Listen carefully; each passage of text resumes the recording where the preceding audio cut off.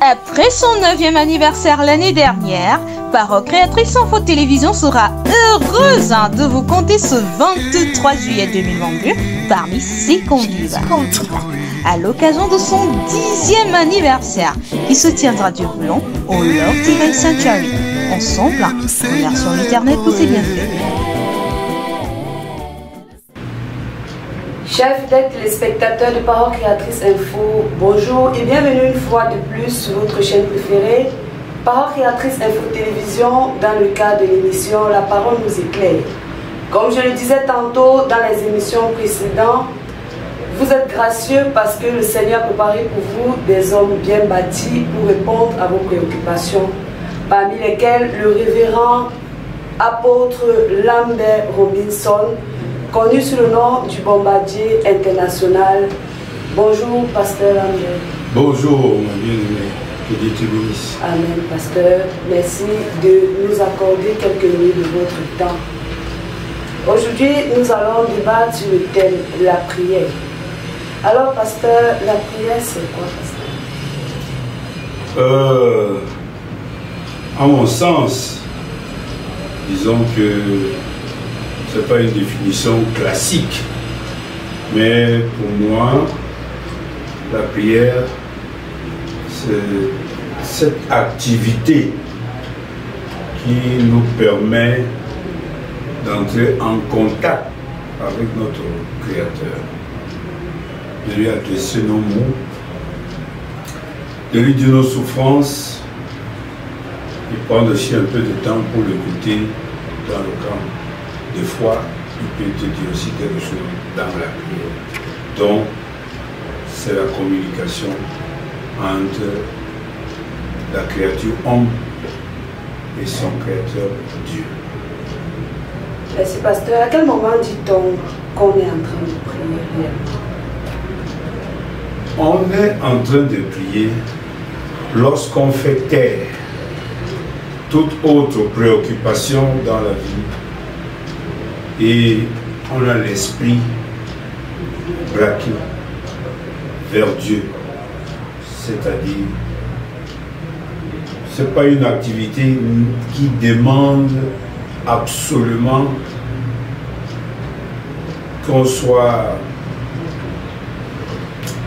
je dirais, coupé du monde, caché quelque part, et de prier sans cesse.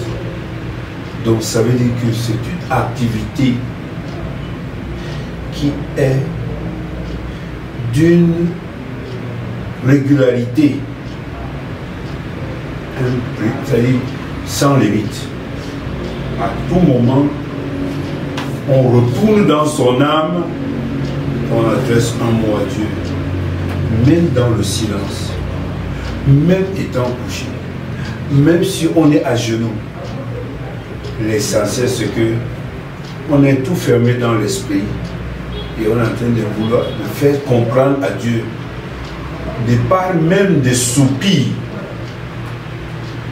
ou des expressions verbales, ce qu'on tient à lui faire connaître ou à Dieu. Y a-t-il une autre méthode pour une bonne prière? Ou alors parmi celles que vous avez citées dans le silence, dans la marche et tout, y a-t-il une méthode appropriée autant pour moi pour une bonne prière? La question un peu, on dit bonne prière, toutes les prières sont bonnes.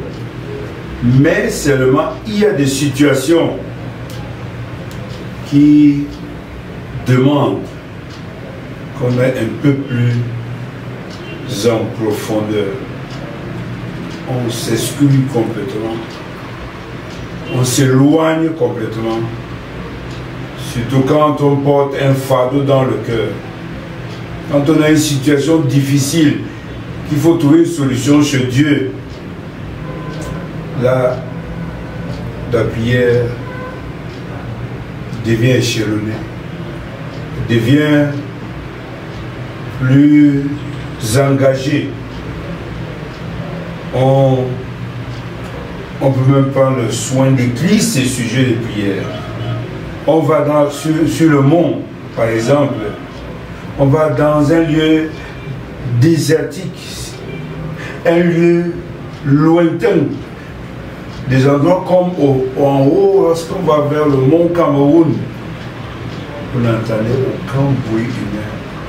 Vous sentez dans votre prière, vraiment, c'est comme si le ciel est sur votre tête, c'est magnifique. Donc, je peux dire qu'il y a certaines situations que Dieu doit voir de par la manière qu'on organise cette prière, qu'on tient et on tient à ce qu'on veut.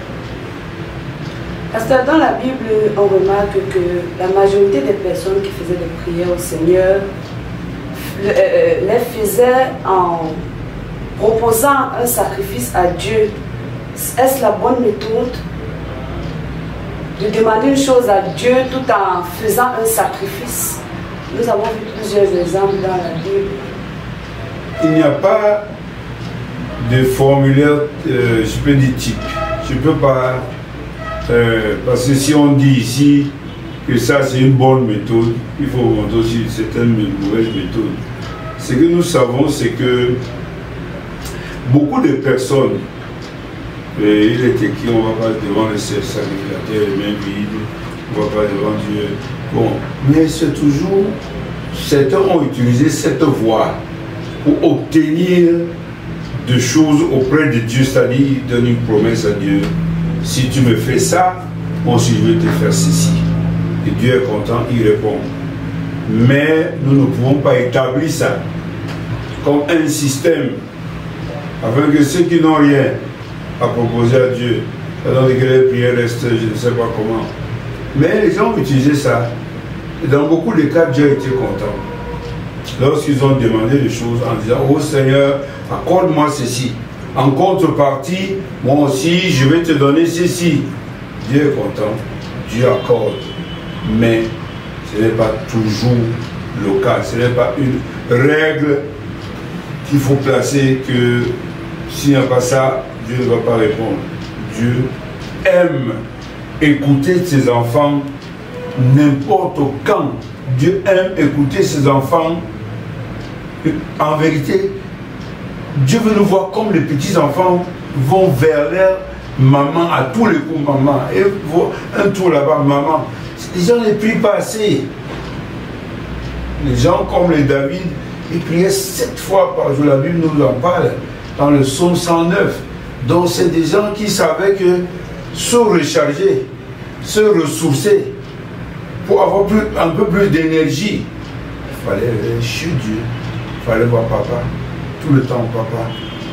Dieu n'a jamais repoussé quelqu'un qui vient dans un esprit de prière. Au contraire, Dieu est content quand ses enfants sont tout à côté de lui, de même les bébés sont à côté de leur père. Il faut bien noter ça. C'est parce qu'il y a un adage qui dit que chanter, c'est prier 2 fois. Est-ce vrai? Non, nous on n'a pas encore vu ça. Pas, moi je ne sais pas où, je ne sais pas qui. Donc, il y a longtemps, il y avait ce débat, Fred disait que non, on n'a pas vu ça. C'est des activités autonomes. Chanter, c'est une activité, prier, c'est une activité. Vraiment, aller dire que chanter, c'est prier 2 fois, vraiment, devant le Seigneur, nous, on a essayé de bâtir ça comme un principe, mais on n'a aucune preuve, que ce soit dans la Bible ou dans le message, que c'est prier 2 fois. Mais pasteur, quand dans la Bible il est écrit qu'au ciel, je ne sais pas si c'est dans la Bible ou c'est le message, au ciel il n'y aura pas de prière, il n'y aura plus de prière, de prédication, mais ce qui va demeurer, c'est la louange. C'est exact. Mais on va encore prier. Quand Jésus était avec ses disciples, excusez-moi, ils se plaignaient, on disait que les disciples des gens sont en train de jeûner et de prier et les vôtres sont en train de manger et d'être bien à l'aise. Jésus a répondu, est-ce que quand l'époux est là, ses amis sont dans la souffrance, L'homme qu'on partait prier quand on était sur la terre, tout le temps on allait le chercher, le voici en face. On va encore prier qui? On est déjà en face de celui qui priait ou sans prier. Il a pris soin de nos pardons. Là-bas, je suis d'accord que l'activité principale des enfants de Dieu, c'est de louer, de bénir, de glorifier. Voilà. Cependant, pasteur, Dieu exauce-t-il toutes les prières? Voilà la vraie difficulté que les enfants de Dieu ont. C'est que quand tu pries, ils sont dans l'expectatif que leur prière soit exaucée. Mais il y a certaines façons de prier. Tu ressens que tu as prié là, tu es hanté dans l'esprit. Ce n'est même plus toi qui pries parce que tu es tellement allé dans les profondeurs. L'esprit récupère tes prières par des soupirs inexprimables. Ça part chez Dieu. Alors pour revenir à ta question, là où tu parlais comme tu parles de Dieu exauce-t-il les prières? Bon, Dieu exauce les prières qui cadrent avec le programme qu'il a établi. Tu ne vas pas demander à Dieu une chose qui n'est pas prévue pour toi. Il n'est pas obligé d'aller te donner ce qui ne te concerne pas. Dieu exauce les prières que tu pries selon le carnaval, selon le projet qu'il a pour toi, et il t'exauce. Donc dire que Dieu exauce toutes les prières ou il n'exauce pas toutes les prières, il y a beaucoup de prières qui sont faites. Jésus lui-même l'a dit, vous demandez les choses. C'est pour satisfaire à votre chair et au sang, à vos désirs. Vous convoitez les choses et vous faites des prières conséquentes. Qu'est-ce que Dieu a à faire avec tout ça? Pour plaire à la chair. Dieu donc exauce tout ce qui est en relation avec le projet qu'il a pour la personne qui est en train de le prier. Donc, de toutes les façons, ce qui est établi, Dieu exauce les prières de ses enfants. Pasteur, parce qu'il est écrit également que Dieu exauce les désirs de notre cœur. C'est-à-dire, les désirs de notre cœur peuvent cependant aller peut-être à l'encontre du plan que Dieu a prévu pour nous. Mais comme il a dit dans sa parole, qu'il nous accorde, il exauce les désirs de notre cœur. Qu'en est-il de cela?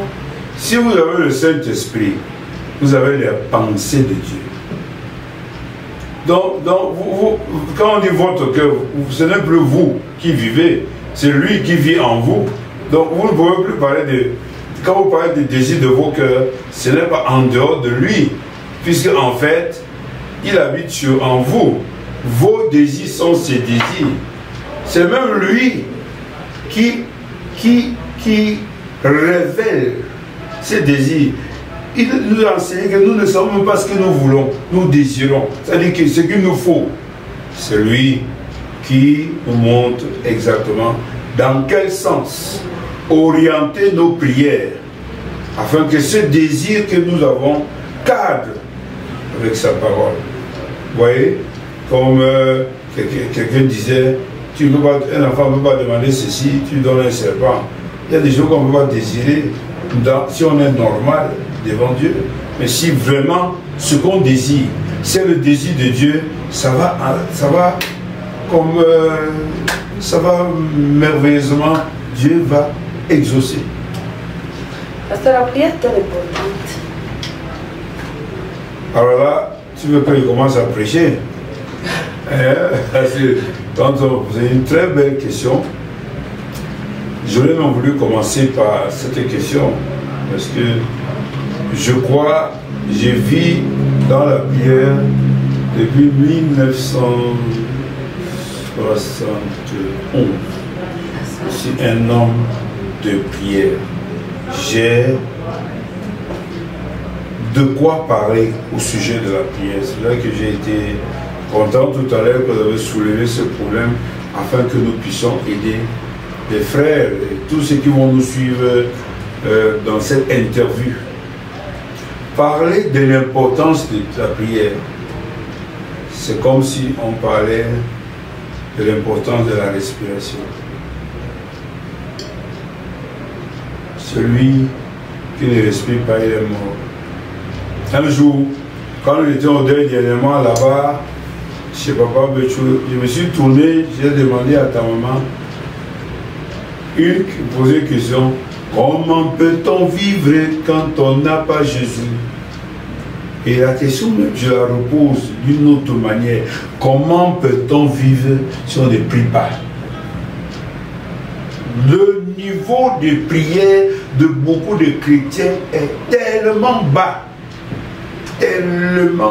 face à l'assaut des démons et des puissances de ténèbres qui nous hantent dans ce monde. En vérité, si on voit bien, on devait seulement rester au pied de Jésus pour qu'il nous couvre. Au pied de Jésus pour qu'il nous couvre. À cause de la grande pression que Satan met sur les enfants de Dieu. Qu'est-ce qu'on peut faire sans tout le temps invoquer le secours de Dieu? Tu dépends de quoi pour subsister dans un monde où il y a la méchanceté, où il y a des pièges sur la route, où il y a des pièges dans la nuit, où dans les taxis, les voitures, les sorciers sont dedans, ils font la magie, où il y a le chauffeur sataniste, où il y a partout le Satan, à tous les coups. Je vois des gens qui entrent dans les voyages, des bus, ils sont là, ils s'étendent là, au lieu de mettre le bus sous le sang de prier, ils occupent leur voiture de prier. C'est pourquoi ce bon chant nous dit prier sans cesse. À ce niveau-là, bien aimé, on ne peut pas. Elle est d'une importance capitale. Nous avons deux armes. Nous avons l'amour divin et la prière. Sans la prière, nous sommes foutus. Voilà, une fois, j'avais perdu mon fils ici et j'en parlais aux gens, j'ai dit, j'ai compris. Vous avez réussi votre coup. Mais venez encore me tester. Parce que j'avais compris, en ce temps, observer la vie des chrétiens, d'un chrétien ou d'une chrétienne, chaque fois que la vie de prière baisse, il y a envahissement, il y a des démons qui sont ouverts. Il est dans la légèreté, il dort. Il ne se lève pas la nuit. Un seul petit exemple que nous avons. Frère Branham n'arrive pas à allumer son réchaud. Simplement pourquoi? Il écoute la radio, tu dis, est-ce que ce matin tu as prié? Beaucoup de gens se lèvent le matin, ils ne prient pas. Ils ne prennent pas le temps pour invoquer Dieu, pour placer Dieu devant eux, pour vraiment se recommander à Dieu, pour s'oublier Dieu. Et quand on voit ce beau chant que nous chantons, prier le matin, prier à midi, et il explique dans ce chant, quand les bruits de la terre font oublier le céleste de ce jour. Donc il faut prier le matin, en sortant, parce que tout au long, même devant ta porte, il y a des pièges. Partout en Amérique, tu pries à midi, quand le bruit de la terre sont en train de te troubler, tu es dans la prière. Le soir, tu reviens, tu pries. Je ne peux pas manquer de nous parler d'une expérience que Fatina nous avait donnée. Quand tu voyages, tu reviens en paix. Il ne va pas en mais tu cries avec les enfants. Tu retournes, première des choses, Seigneur, merci. C'est aussi la prière. Parce qu'il y a aussi des prières de gratitude, de reconnaissance. Donc il y a tout cette panoplie de prières. Donc mon enfant, tu me pousses de prêcher, ça c'est l'interview. Mais je dirais que un chrétien qui ne prie pas est un chrétien faible. Et il est à la merci des démons qui vont le croquer comme ils veulent. Prier, c'est notre vie. Alors, pasteur, chaque problème doit-il être adapté à une prière propre à lui? Dans ce domaine, le domaine de la prière, c'est l'esprit qui conduit. On fait tout pour ne pas apprendre que prier comme ça. Il y a des livres, des gens, méthodes de prière, mais on a reçu un prophète qui marchait par l'esprit. Et selon le cas, Dieu lui révélait dans ce cas-ci, fais comme ça. Dans ce cas-ci, fais comme ça. Le chrétien marche par l'esprit. Et la vie de prière est également sous la conduite du Saint-Esprit. Dès que tu ressens, le Saint-Esprit dit, recule, arrête-toi, prie. Il peut y avoir un danger devant toi. Toi, tu ne vois pas. Et il te demande de prier. On a vu beaucoup de cas où tu as fait une prière, quelqu'un t'appelle et il te dit que j'avais tel pour moi, telle heure. Tu dis, ah, je comprends pourquoi j'ai prié. J'ai même prié pour toi. Donc, encore là, nous revenons aux grands enseignements que notre bien-aimé frère nous a beaucoup aidé par la grâce du Seigneur. Le juste vivra par la foi. Donc, en matière de la prière, c'est toujours être conduit. Et tu sens moins de mouvement, moins d'appel, moins d'interpellation, moins de choses qui te disent je vais te voir. C'est comme si on te convoque au palais de tout dire. On veut te voir. Le président veut te voir. Bien, il faut que tu vois un peu ce sujet. Aussitôt tu sens tu as ce sentiment. Quand t'appelle, tu entends le nom d'un frère qui passe dans ton esprit. Je ne sais pas de quoi il est question. Tu entends une situation qui brusquement dit que il y a tel problème qui était l'autre jour aidé à je n'ai pas prié pour ça, il faut prier. Il y a telle situation en grande, tu pries. Donc c'est ce que nous enseignons, c'est la disponibilité à tout instant d'être prêt pour parler à son Créateur selon qu'il vous interpelle. Parce que qu'en est-il donc d'une autre frère qui est aussi, qui est une prière déjà, que le Seigneur a recommandé, une prière déjà faite? Elle est une magnifique prière parce qu'elle résume. C'est vraiment Dieu. Cette prière résume l'activité humaine. Cette prière, il n'y a que Dieu pour avoir fait cette prière. Quand tu l'as fait, tu la décomposes, tu prends comme ça des petits morceaux, tu peux faire des sermons. Elle couvre l'homme, elle couvre les dossiers physiques de l'homme, elle couvre le dossier spirituel de l'homme. Cette prière couvre l'avenir de l'humanité, la prière du Seigneur. C'est pourquoi, de temps en temps, dans les églises, dans les maisons, il faut la répéter. C'est la prière originelle. Vous êtes sur Parole Créatrice Info Télévision, vous regardez l'émission La Parole nous éclaire. Aujourd'hui, nous avons eu le grand honneur de recevoir ici en place et lieu le révérend apôtre Lambert Robinson, pasteur associé du révérend pasteur Baroya Samuel. Alors, pasteur, combien de fois doit-on prier par jour? Y a-t-il un nombre de fois maximal ou minimal de prières journalières? Nous conseillons, parce que c'est un peu relatif, toutes les 3 heures, donc c'est des prières universelles, c'est-à-dire à 6 heures du matin, 9 heures, midi, 15 heures, 18 heures, 21 heures, minuit.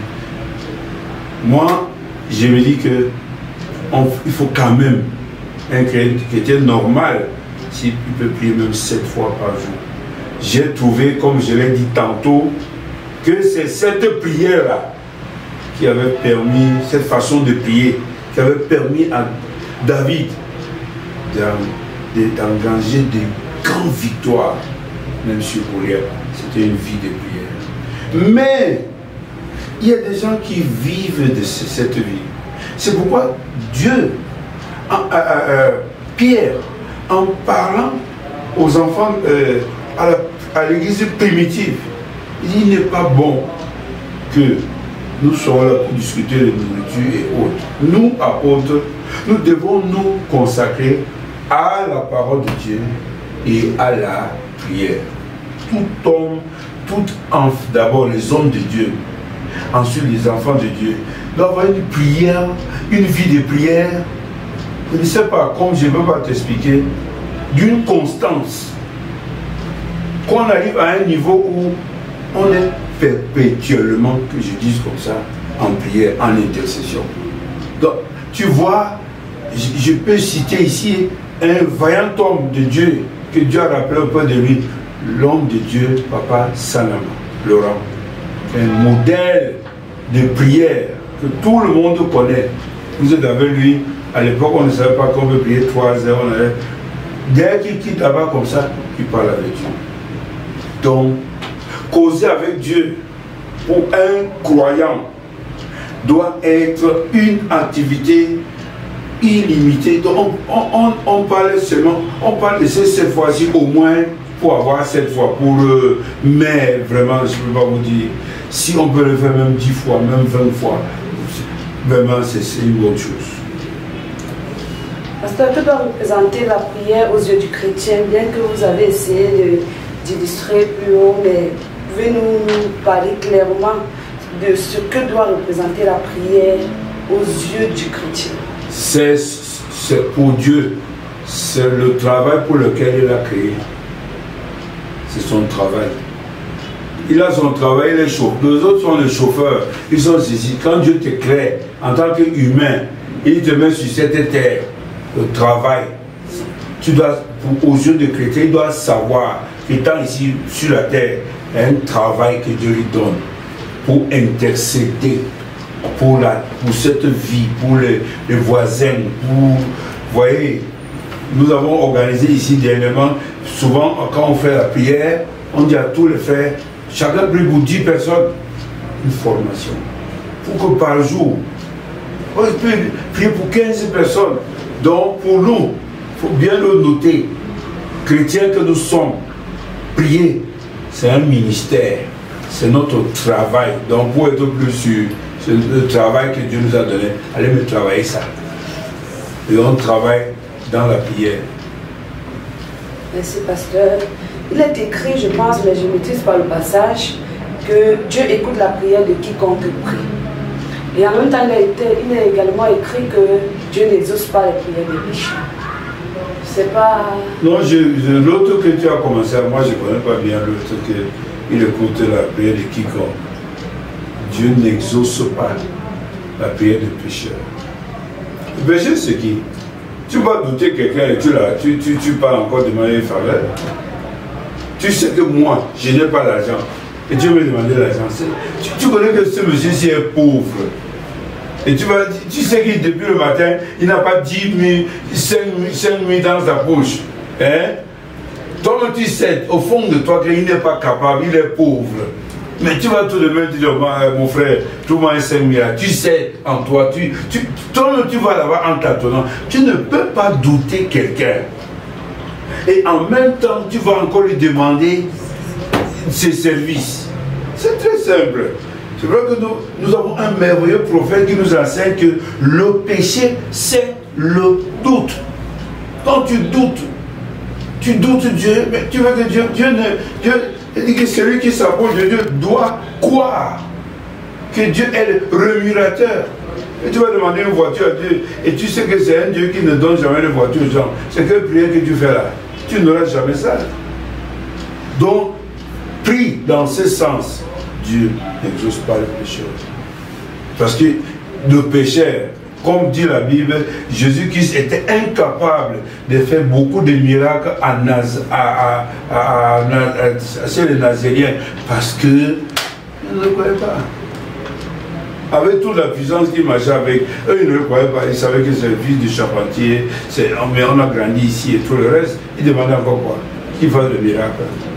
Mais pasteur, excusez-nous un peu, ouais. Mais c'est juste pour ôter un peu le doute des esprits des chers téléspectateurs qui nous écoutent et qui nous suivront bien après. Ouais. Dans la Bible, nous connaissons toute l'histoire de Saul, qui ne croyait même pas en Dieu, qui combattait même les enfants de Dieu, il les tuait et tout. Mais Dieu l'a fait grâce, Dieu est venu à lui. Pourtant, il ne croyait pas en Dieu. Pour t'aider, les spectateurs, Dieu fait pleuvoir sur le juste et sur le méchant. Mais ce n'est pas qu'il les exauce. Quand les herbes sont en brousse, Dieu fait pleuvoir sur tout le monde. Hein? Ouais, mais ce n'est pas qu'ils ont exaucé, il sait ce qu'il fait. Hein? Et après un temps, il demande qu'on enlève toutes ces sales herbes-là, les mauvaises herbes. On a le brûlé. Merci, pasteur. Parce qu'il y a un prophète que le Seigneur a envoyé pour cet temps de la fin, le prophète William Manon. Oui. Que dit le message à propos de ce prophète que Dieu a envoyé? À propos, que dit-il? Ce prophète, que dit-il à propos de ce sujet? Voilà ça. Le sujet de la prière. Très bien. Je profite pour présenter ce petit bouquin que j'avais multiplié. Je l'ai trouvé en Afrique du Sud quand j'ai voyagé. Parmi d'autres documents que les frères m'ont donné, ils m'ont donné ce document, un appel à la prière. Et n'importe qui a besoin, c'est... Hein, nous ne vendons même pas ça. Nous imprimons, nous tirons des copies, nous donnons aux gens. Et ce livre a plein de situations, des citations du prophète qui nous enseigne par exemple que c'est plein de citations que la prière elle est plus forte que la bombe hydrogène, elle est plus forte que la bombe atomique. Donc la prière c'est la force par laquelle les enfants de Dieu ont fait fermer les portes du diable. C'est la force par laquelle les hommes de Dieu ont fait triompher les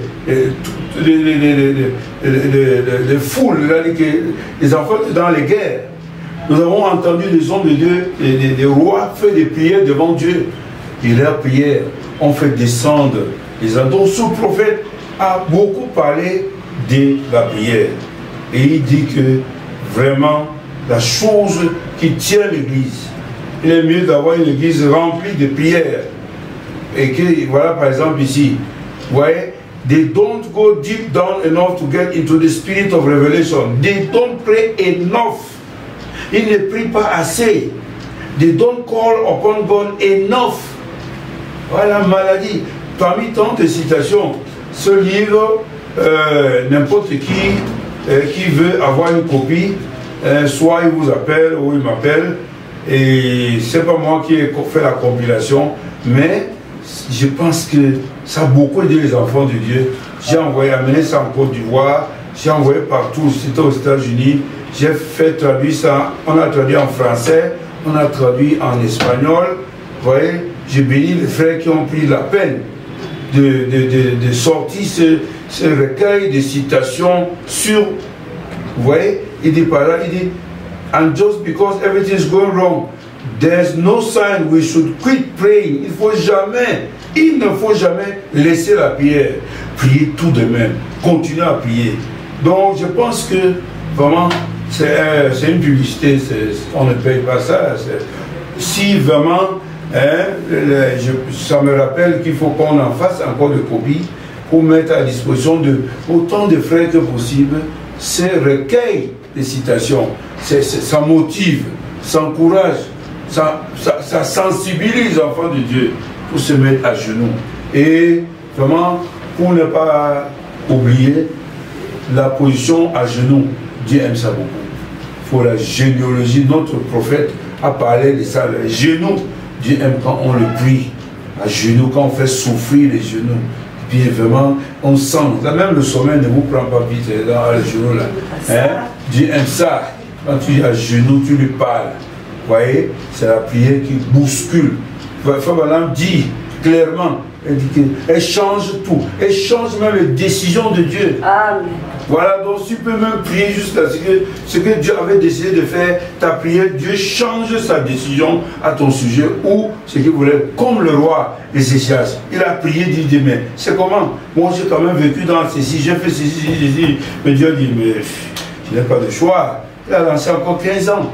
Donc la prière change même les décisions de Dieu. C'est toi qui m'as demandé les citations, j'en ai plein.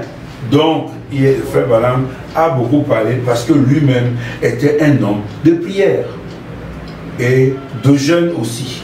Seulement, il a déconseillé les longs jeûnes de 40 jours que les gens font pour se vanter partout. Il a fait sa part, il a dit 3 jours de jeûne à sec, c'était le plus qu'il a fait. Les résultats sont là pour confirmer. qu'il a fait. Merci, pasteur. Comme je vous l'ai tantôt dit, chers téléspectateurs, vous êtes bénis. Voilà pour vous un document pour vous aider, pour changer votre vision en ce qui concerne la prière. Pour obtenir un exemplaire, juste contactez-nous, le numéro qui s'affichera tout au bas de l'écran, ou allez sur notre site Parole Créatrice et contactez n'importe qui, n'importe quel membre de Parole Créatrice Info Télévision.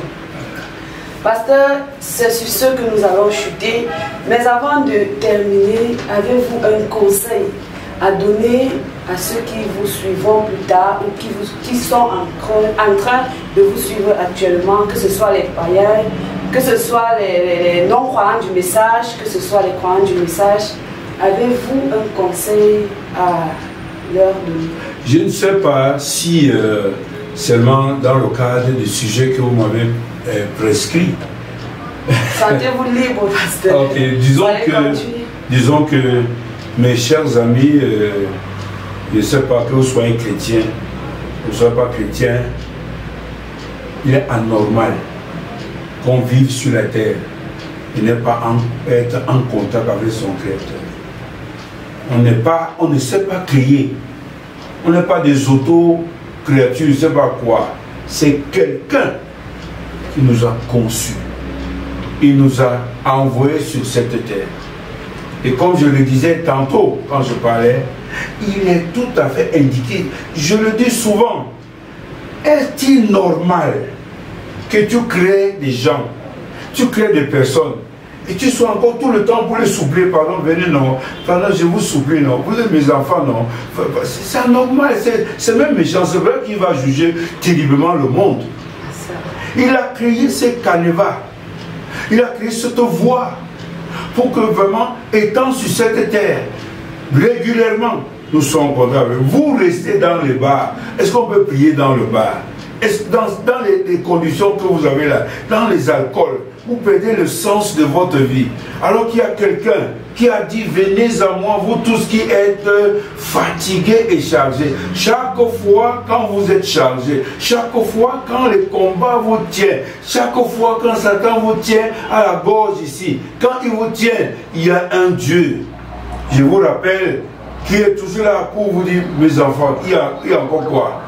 Quand vous refusez de le prier, c'est comme si vous disiez, ah, qu'est-ce que tu veux nous faire? Tu veux nous donner quoi? Mais ceux qui ont expérimenté, comme nous autres qui nous parlons là, ceux qui ont goûté vraiment les bienfaits de la prière, je peux vous dire, mes amis, même je suis passé sans faire la terminale. J'ai préparé mon baccalauréat étant seulement en première. Mes genoux, j'ai parlé à Dieu chaque jour, matin, soir, chaque jour, suppliant le Seigneur. Qu'est-ce que Dieu ne peut pas faire pour vous? Quelle est cette porte qui est fermée que Dieu ne peut pas ouvrir?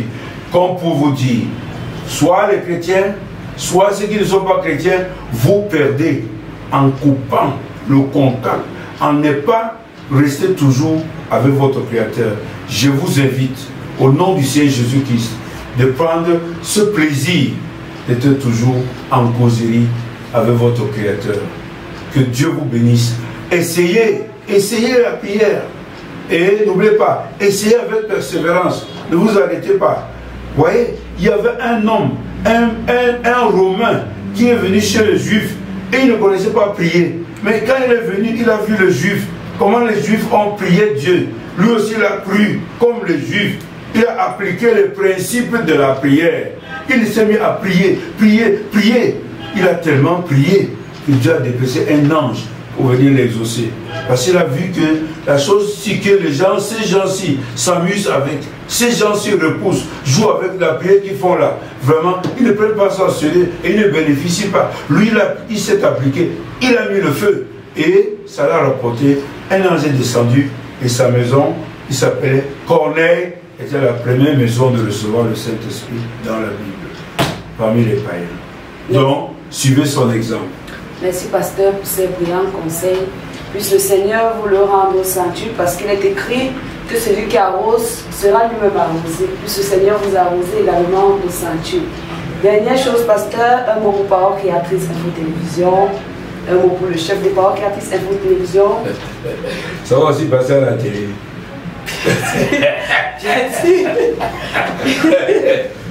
Vraiment, j'espère qu'ils sont en train de se rendre compte, j'espère qu'ils ont la vision, hein, que ce qu'ils sont en train de faire, ça va faire le tour du monde. Moi, je vois tous ces machines qu'on montre, toutes ces télévisions.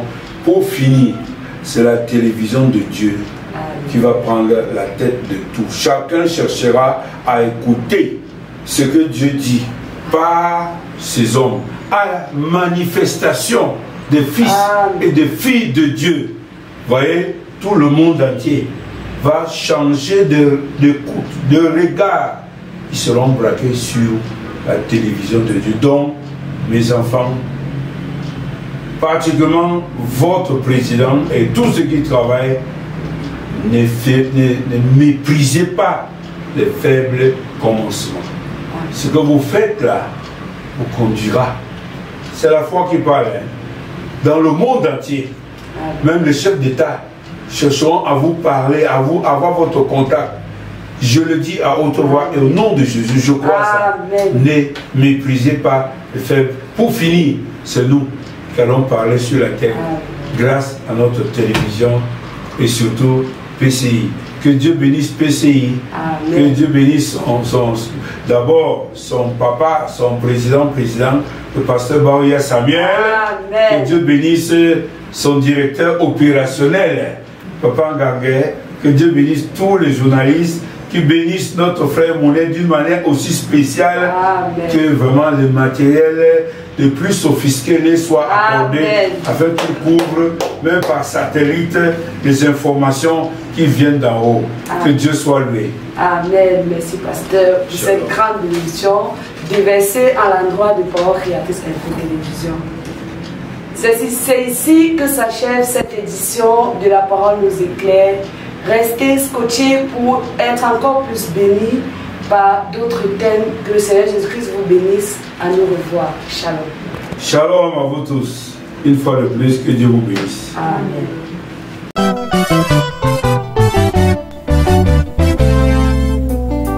After its 9th anniversary celebrated last year, Parole Créatrice Info Télévision feels delighted to count you amongst its invitees.